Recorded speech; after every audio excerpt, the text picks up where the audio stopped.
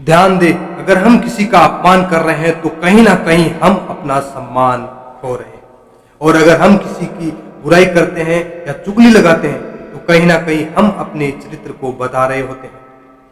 नमस्कार दोस्तों, मैं हूं प्रशांत और आप देख रहे हैं रियलिटी ऑफ लाइफ। एक बार एक महात्मा जी अपने कुछ शिष्यों के साथ आश्रम में रहा करते थे, और उस आश्रम में एक दिन अचानक से एक छोटा सा बिल्ली का बच्चा आ जाता है, और वो बहुत भूखा और प्यासा था।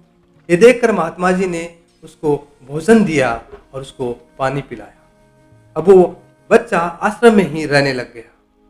अब वक्त बीतता गया, लेकिन एक समस्या महात्मा जी के सामने फिर आकर खड़ी हो गई, और वो समस्या ये थी कि महात्मा जी जब शाम को ध्यान लगाने के लिए, पद्मासन लगाने के लिए बैठते, तब वो बिल्ली का बच्चा कभी तो जाकर महात्मा जी की गोद में बैठ जाता, कभी जाकर कंधे पर बैठ जाता, कभी जाकर सर पे बैठ जाता।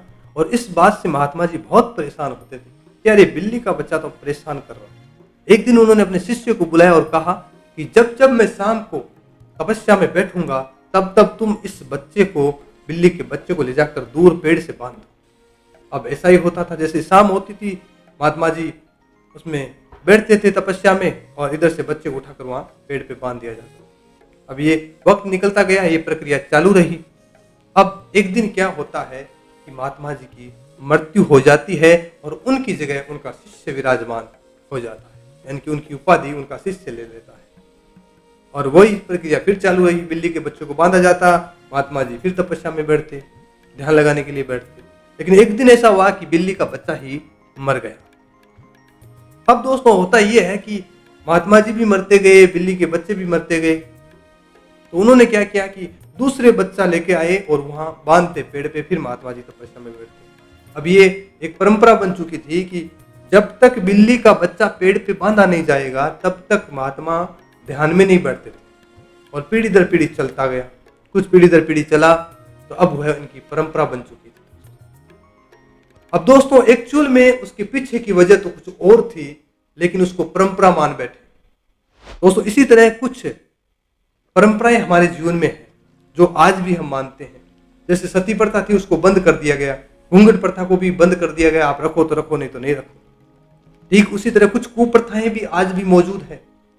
तो अगर हम किसी भी प्रथा को मानते हैं तो उससे पहले हमें उस पर विचार जरूर कर लेना चाहिए कि क्या वाकई में ही ये सही है या गलत।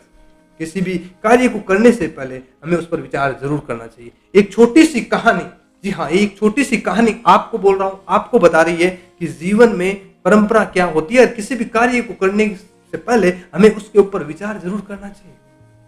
क्या आप उस बात पर विचार करते हैं? जब आप कोई कार्य करते हैं, कोई परंपरा को मानकर आगे बढ़ रहे होते हैं, तो क्या आप उसके ऊपर विचार करते हैं कि ये गलत है या सही? क्या इसका हमारे बच्चों को भविष्य में फायदा हो रहा है? क्या इससे हमें कोई फायदा हो रहा है? क्या इससे सच में ऐसा कुछ है? कहीं हम अपने बच्चों का नुकसान तो नहीं कर रहे हैं कुछ परंपराओं के चलते? आई होप दोस्तों आपको ये पसंद आ रहा होगा, ये कहानी आपको पसंद आई होगी। दोस्तों मैं आपको बता दूं कि मेरा मकसद कतई ये नहीं है कि मैं आपको बोलूं कि आपकी परंपराएं गलत है, लेकिन कुछ परंपराओं का मैं बोल रहा हूं कि हो सकता है कि वो गलत हो, या कुछ कार्य जो आप करते हो उस पर पहले विचार करो कि क्या वाकई में सही है, उसके बाद उसके ऊपर आप कार्य करो। इस कहानी से दो तरह की सीख मिलती है। पहली, आप परंपराओं को मानो तो पहले उस पर विचार करो कि क्या ये परंपरा सही है, और दूसरी कि किसी भी कार्य को करने से पहले उसके बारे में जान लें कि वो कार्य वाकई में सही है या नहीं।